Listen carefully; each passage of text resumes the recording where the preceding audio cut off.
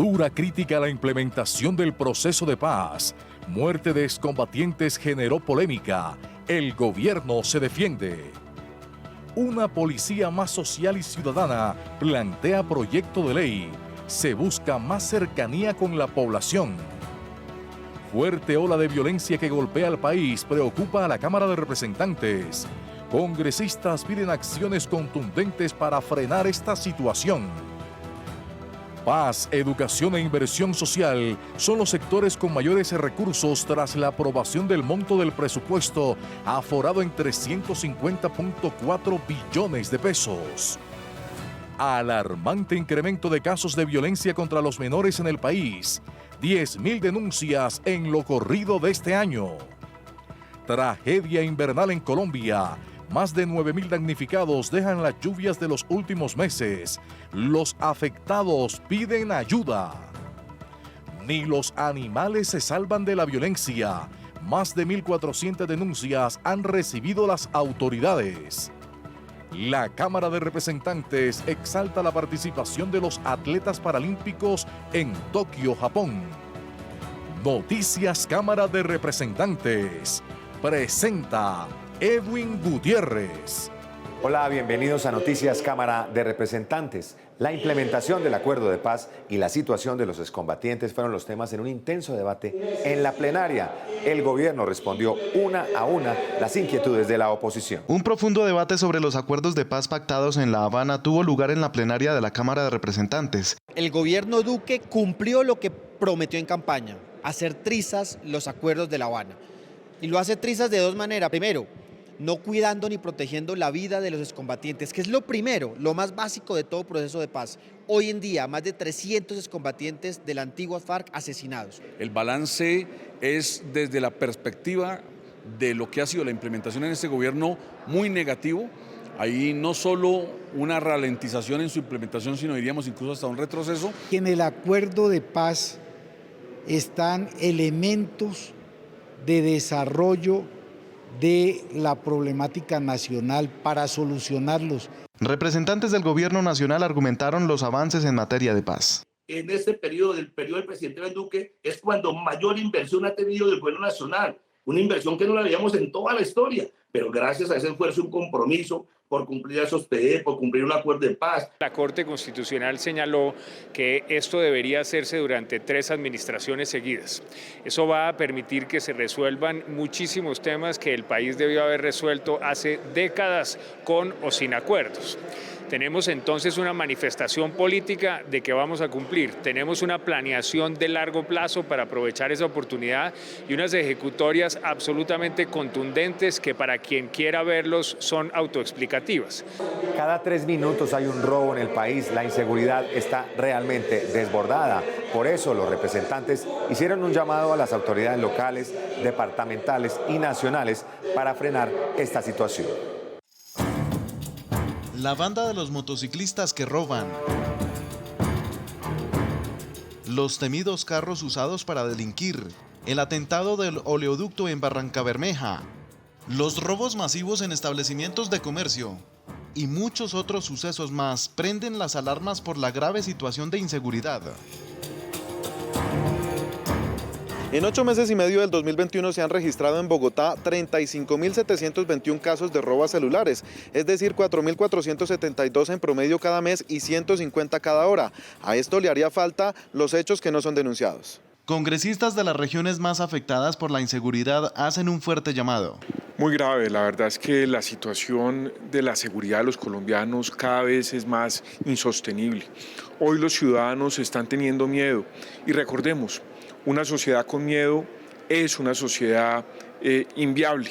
Las ciudades intermedias también, Neiva, Ibagué, para citar algunas capitales pequeñas, requieren los ojos del Estado, mayor pie de fuerza, mayor tecnología, elementos que le permitan movilidad a la fuerza pública y ojalá presencia real y efectiva del Estado. El área metropolitana de Bucaramanga está sumida en la inseguridad. Tenemos fleteos, tenemos homicidios, tenemos sicariatos, microtráfico, atracos a lugares comerciales. No podemos seguir permitiendo que en el área metropolitana se presenten cifras como más de 740 hurtos. más de 140 homicidios, más de 32 intentos de sicariato en nuestra área metropolitana de Bucaramanga. Queremos avanzar en la seguridad, pero queremos hacerla de la mano de ustedes. Por eso presentamos la proposición para realizar nuestro foro el lunes 20 de septiembre a las 8 de la mañana en la Asamblea Departamental.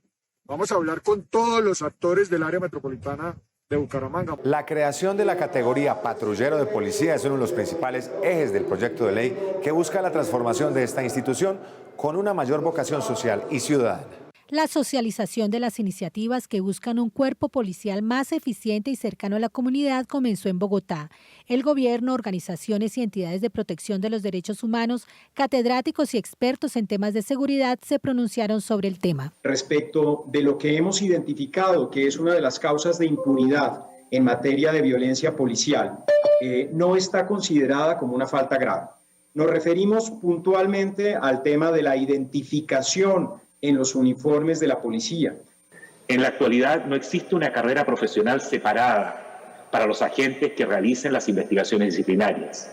Esto significa que no existen salvaguardas para asegurar que los investigadores no acaben trabajando junto con policías a quienes hayan investigado previamente o terminen operando bajo el mando de esos policías. El Congreso estudia 2 proyectos de ley. El primero establece la carrera de patrullero con mayor formación y capacitación y un nuevo estatuto disciplinario con procesos de investigación ágiles y eficientes. Buscamos a todo nivel que este proyecto beneficie al ciudadano del común con una policía más solidaria, más transparente, una policía más preparada, más profesional, pero que también el policía sienta ese respaldo del gobierno nacional y sienta el respaldo ciudadano. Obviamente un organismo armado, pero un organismo con funciones cívicas muy importantes, que se acerque más a la población. También las comisiones segundas del Congreso realizarán audiencias públicas en Cali, Medellín, Cartagena y finalizarán en la ciudad de Cúcuta. Por su parte, los partidos de oposición insisten en su tesis de desmontar el Escuadrón Móvil Antidisturbios, ESMAD, protagonista en las protestas que se registraron en las diferentes ciudades del país recientemente. Partidos de oposición al gobierno nacional también presentaron una iniciativa para reformar la institución. Han construido un proyecto de ley que consideran está más cercano a las necesidades reales de la ciudadanía. Porque no solamente buscamos reformar la policía en términos de los derechos humanos, sino también al interior de la policía busca hacer una reestructuración, por ejemplo, entre las diferencias tan enormes que existen entre los oficiales y el nivel ejecutivo de la policía. Modificamos varios aspectos. Uno, el traslado por protección. El traslado por protección se ha vuelto una excusa para hacer detenciones arbitrarias, para hacer desapariciones forzadas y en muchos casos para torturar. Entender cuál es el problema que hay detrás del abuso policial. El abuso policial tiene un problema de impunidad en la parte disciplinaria, de impunidad en la parte penal con el fuero penal militar, que lo reformamos parcialmente, y por último en la concepción misma de cómo está creada la policía. Nosotros buscamos una policía de paz, una policía mucho más ciudadana, y eso es lo que busca el proyecto de ley.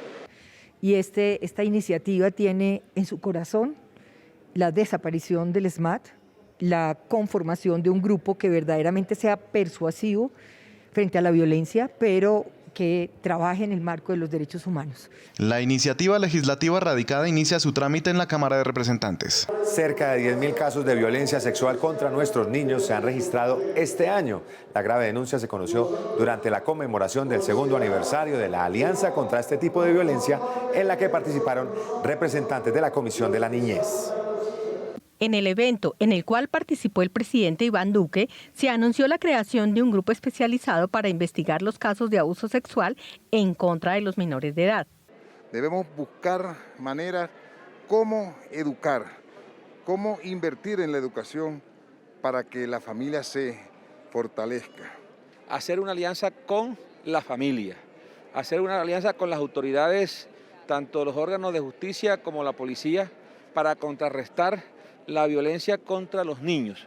Es demasiado importante la defensa de nuestra niñez, es demasiado importante ese trabajo mancomunado que hacemos desde el Congreso de la República y el Gobierno Nacional en pro de defender los derechos de nuestros niños, nuestras niñas, desde el Legislativo haciendo leyes, pero desde el Ejecutivo haciendo programas para la defensa. Estoy emocionada además de ver niños tan inteligentes, las presentadoras espectaculares. Por su parte, la directora del ICBF, Lina Arbeláez, resaltó la importancia del trabajo legislativo en defensa de la niñez colombiana. El modelo modelo Inspire, que nos trae la alianza de la cual somos parte de 38 países del mundo, nos busca, nos trae y nos invita a seguir trabajando para que en materia normativa y legislativa los niños y niñas tengan protección absoluta. Las autoridades y congresistas generaron una alerta debido a que entre enero y julio del 2021 el ICBF abrió 20.386 procesos de protección para niños, niñas y adolescentes víctimas de algún tipo de violencia, de los cuales el 48.7% de ellos corresponden a casos de violencia sexual. 350.4 billones de pesos es el presupuesto nacional para el próximo año. Las comisiones económicas comenzaron la discusión de cómo serán asignados los recursos para varios sectores como educación, defensa, inversión social y la consolidación de la paz. Con la aprobación del monto del presupuesto para el próximo año, los beneficiados serán los sectores de educación, con 42.2 billones, defensa, con 41.9 billones, salud, 41.1 billones y de trabajo, que llegará a los 36 billones de pesos. Con el fin de aprobar 350.000 billones de pesos correspondientes al monto para el presupuesto general de la Nación del año 2022, 10.3% más alto respecto al año 2021. Esta es una de las iniciativas más importantes para el país. En materia de inversión se aprobaron 62.2 billones y para atender programas de paz 10.9 billones. Así, el Gobierno Nacional presentó por segundo año consecutivo el presupuesto de inversión pública más alto de la historia. Para los integrantes de la oposición, los recursos son inequitativos para las necesidades del país. Ahora entra a discusión la distribución de ese monto, pero nosotros hicimos la observación. Al aprobar el monto en la discusión inicial, ya queda esta encorsetada, ya es imposible hacer modificaciones estructurales, es prácticamente como coger una torta, establecer el tamaño y después traer los invitados, ya se sabe más o menos cuánto le va a corresponder a cada uno. Y en este caso en particular hay una cantidad de instituciones, de departamentos, de entes administrativos territoriales que seguramente van a hacer reclamaciones, como lo está haciendo el SENA, como lo están haciendo los profesores, el magisterio. Continuará el debate en las comisiones económicas de este proyecto de ley en los próximos días. Y precisamente sobre el presupuesto, representantes de la Comisión Séptima llamaron la atención sobre la reducción de recursos para varios sectores, entre ellos medicina legal. De acuerdo al expuesto por el Ministerio de Salud, la financiación del aseguramiento para el sistema tiene un déficit de 2.72 billones de pesos para el próximo año. Por eso la preocupación de los representantes para el sostenimiento de diferentes áreas. Habían presupuestado 500.000 millones de pesos en esta reforma tributaria. Esperemos que sea real, que se le pague a los hospitales, a la red pública, ya no solamente el Departamento Norte de Santander, porque la frontera se corrió, la frontera es todo el país. Hay que agilizar ese proceso porque los hospitales están pagando más personal, más jeringas, más insumos y no hay formas de que lleguen recursos del gobierno central. No va a haber recursos nuevos, solamente hay para 3 hospitales y no va a haber recursos para poder actualizar y modernizar la infraestructura en salud en Colombia. Desde el gobierno indicaron algunas prioridades para el sistema y mencionaron recursos que ya están asegurados. El presupuesto para infraestructura hospitalaria, que es necesario contar con recursos para mantener los hospitales públicos en funcionamiento, proyectos de remodelación. El proyecto de ley de inversión social aprobó una adición presupuestal en donde se incluyeron 500.000 millones de pesos para el pago de deuda referido a población migrante en materia de salud. Los representantes también llamaron la atención ya que entidades como el Instituto Nacional de Salud o Medicina Legal presentan precariedad en los recursos para el próximo año. Sin embargo, el Gobierno Nacional advirtió que se aumentó el presupuesto para estas instituciones y se están estudiando algunos ajustes. Estas son otras noticias de la Cámara de Representantes. La presidenta de la Cámara, Jennifer Arias, encabezó el reconocimiento a los deportistas paralímpicos que representaron a Colombia en los Juegos de la Especialidad en Tokio, Japón. La delegación en cabeza de su presidente Julio César Ávila recibió la condecoración Orden de la Democracia Simón Bolívar en el grado Cruz Comendador. En estas justas, Colombia alcanzó 3 medallas de oro, 7 de plata, 14 de bronce y 65 diplomas, destacándose como una de las mejores representaciones en la historia paralímpica. Es un reconocimiento a la disciplina, a la perseverancia, al sacrificio de nuestros paratletas. Es un reconocimiento también a lo que se hizo en Tokio, pero a lo que lo representa el deporte paralímpico para Colombia. Para que podamos entender que la mejor forma de construir sociedad, de construir país, es a través de la actividad física, la recreación y el deporte. Un gran instrumento que le va a permitir a los departamentos modernizar y organizar su funcionamiento avanza en la Cámara de Representantes. Se trata de actualizar y unificar el régimen político y administrativo.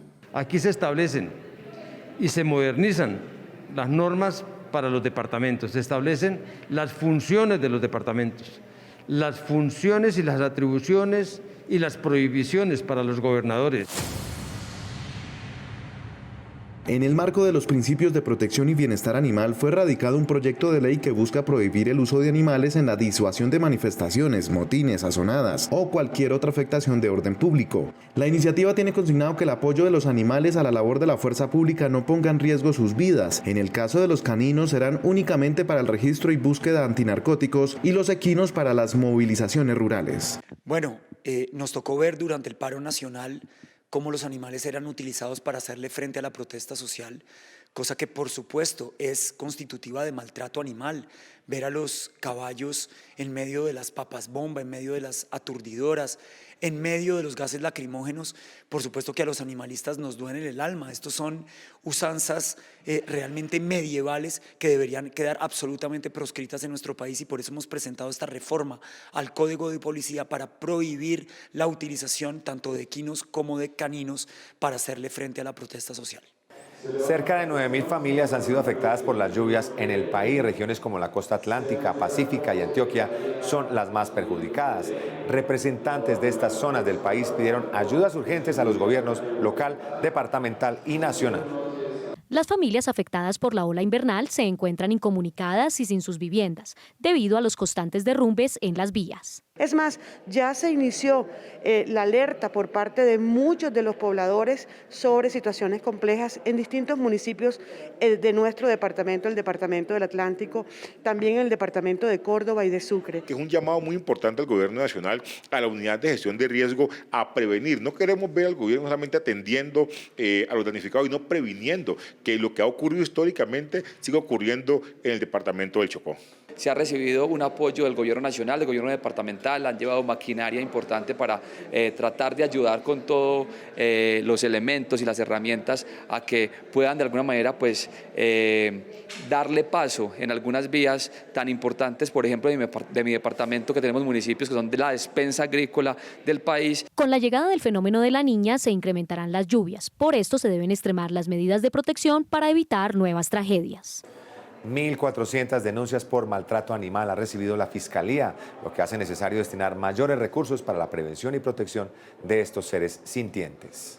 El presidente de la Comisión Quinta citó a debate de control político a la Fiscalía, la Policía y el Ministerio del Medio Ambiente para verificar la implementación de la ley Gelma, que protege a los animales del maltrato. Bueno, estamos haciéndole seguimiento a la ley que declaró a los animales seres sintientes. En ella hay unas tareas.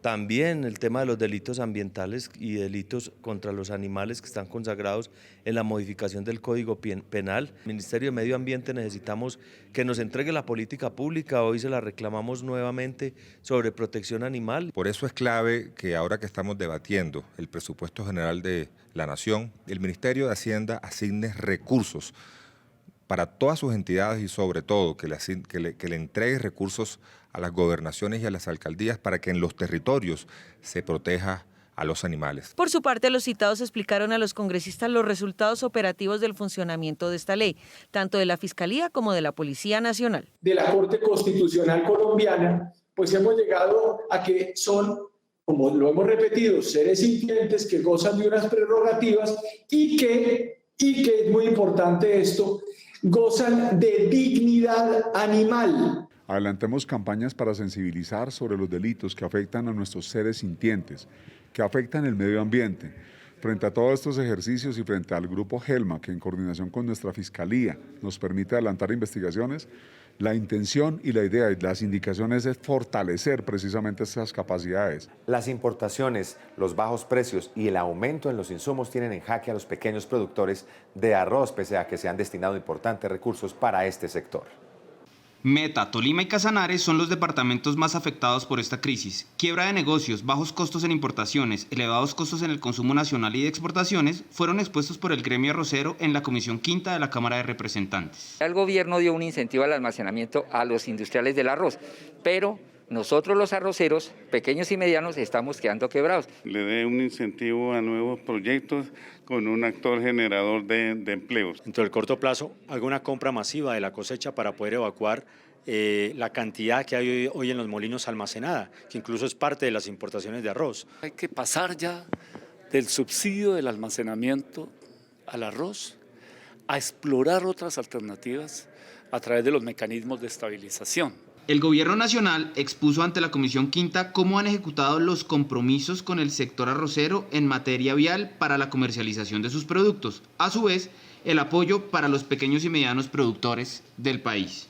Un incentivo al almacenamiento que el año pasado se hizo por 30.000 millones, donde se tuvieron muy buenos precios para los productores. Nos tocó volver a sacar el incentivo al almacenamiento. No se pueden sembrar más de 520.000 hectáreas de arroz, no porque no queramos que siembren, sino porque la demanda que tiene el país es para ese número de hectáreas. Estar hoy en día realizando las mayores inversiones en materia de infraestructura vial, en los diferentes programas y proyectos, y máxime aún, en las vías regionales o rurales. La creación de casas refugio para proteger a mujeres víctimas de violencia es urgente para evitar nuevas tragedias. Este es el principal objetivo de una iniciativa que avanza en el Congreso.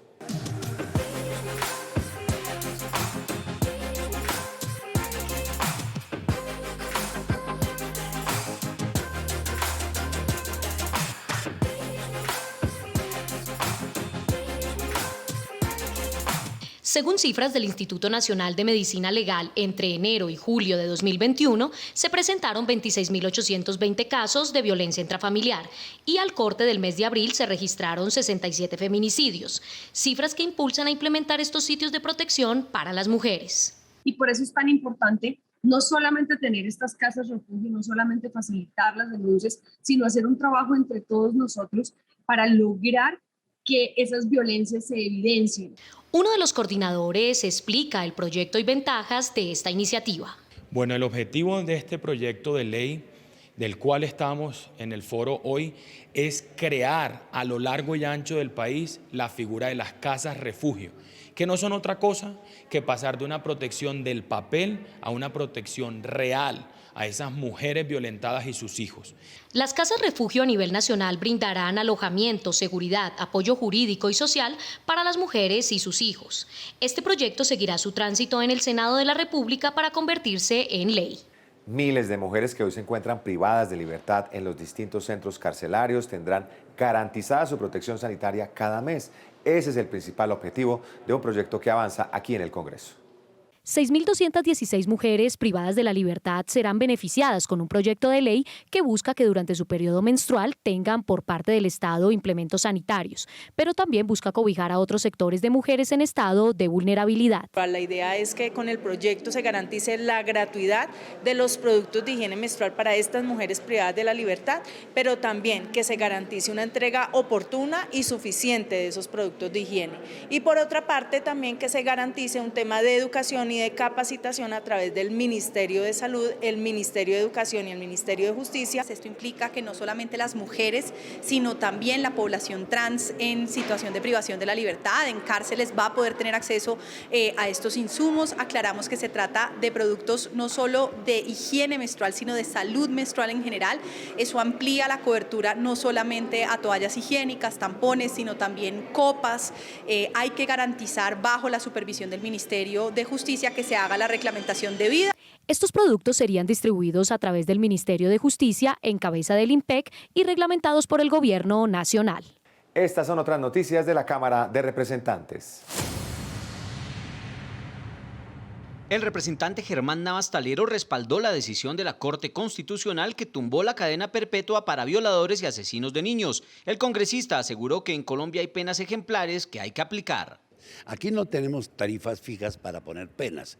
Las penas se oscilan entre un máximo y un mínimo. Aquí en estos casos, frente a situaciones extremas, se puede llegar a la aplicación 60 años, que son las mismas reglas que operarían para la cadena perpetua, no operaría en todos los casos. Entonces, para esos casos extremos, no le pongan 60, pongan la cadena perpetua, no jueguen con eso, no manoseen la Constitución. Antioquia y Caldas radicaron ante el Congreso de la República la RAP, alianza establecida entre departamentos para conseguir objetivos de desarrollo común, donde se beneficiarán sus habitantes con obras de infraestructura y el mejoramiento del aeropuerto, entre otras.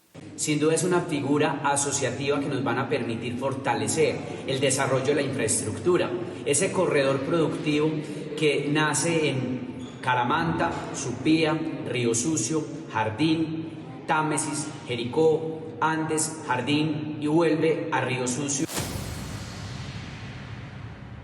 230.000 millones de pesos serán invertidos en la vía del Renacimiento, que beneficiará a los habitantes de Antioquia y Caldas, una vía muy esperada en los últimos 30 años. Para que este próximo viernes 24 de septiembre a las 11 de la mañana en Puente Linda, allá en el río Samaná, donde se unen las dos regiones, acompañemos el mensaje grande del gobierno nacional para que 230.000 millones de pesos que se van a irrigar en la recuperación y pavimentación de esa importante vía, saldando una deuda social con 250.000 víctimas aproximadamente que dejó el conflicto armado en este país. Y los invito a conocer más detalles de este salón elíptico, sus obras de arte, incluso su acústica. A continuación, les compartimos la segunda entrega de nuestras historias del Congreso. Hola, soy Tania Cero y hoy les voy a hablar de uno de los lugares más solemnes, el escenario de grandes debates, actos protocolarios, condecoraciones y ceremonias. El Salón Elíptico se construyó en 1926 bajo la dirección del arquitecto Alberto Manrique Martín durante el gobierno del entonces presidente Pedro Nel Ospina. A lo largo de la historia ha sufrido varias modificaciones. La primera y una de las más importantes fue suprimir la llamada puerta falsa, que daba ingreso al salón desde la Plaza de Mosquera. Durante la presidencia de Belisario Betancur se demolió el palco occidental del salón para que el maestro Alejandro Obregón realizara su obra, un mural de técnica acrílico sobre mortero llamado Tres Cordilleras y Dos Océanos. El Salón Elíptico es el salón central y el más grande del Capitolio Nacional. Allí sesionan los 172 representantes a la Cámara y se realiza de manera conjunta sesiones con el Senado de la República.